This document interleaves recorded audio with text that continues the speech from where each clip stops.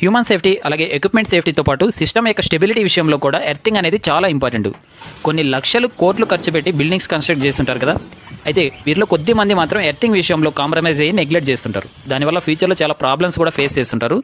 ఇంతకీ ఎర్తింగ్ అంటే ఏంటి, ప్రాపర్ ఎర్తింగ్ చేయడం వల్ల వచ్చే బెనిఫిట్స్ ఏంటి? ఎర్తింగ్ గురించి సింపుల్గా చెప్పాలంటే ఎలక్ట్రికల్ సిస్టంలో నాన్ కరెంట్ క్యారింగ్ పార్ట్స్ను ఒక స్ట్రాంగ్ కండక్టర్తో ఎర్త్కు కనెక్ట్ చేయడం ద్వారా లో రెసిస్టెన్స్ పాత్ను క్రియేట్ చేయడాన్ని ఎర్తింగ్ అని చెప్పొచ్చు. ఇక్కడ క్లియర్గా గమనించండి, ఎలక్ట్రికల్ సిస్టంలో నాన్ కరెంట్ క్యారింగ్ పార్ట్స్ అంటే సపోజ్ ఒక కంప్యూటర్ ఎలక్ట్రిసిటీతో పనిచేస్తుంది కానీ బాడీకి ఎలాంటి పవర్ సప్లై పాస్ అవ్వకూడదు. సో ఇక్కడ బాడీ అనేది నాన్ కరెంట్ క్యారింగ్ పార్ట్. అలాగే ఒక మోటార్ ఎలక్ట్రిసిటీతో పనిచేస్తుంది కానీ బాడీకి ఎలాంటి సప్లై పాస్ అవ్వదు.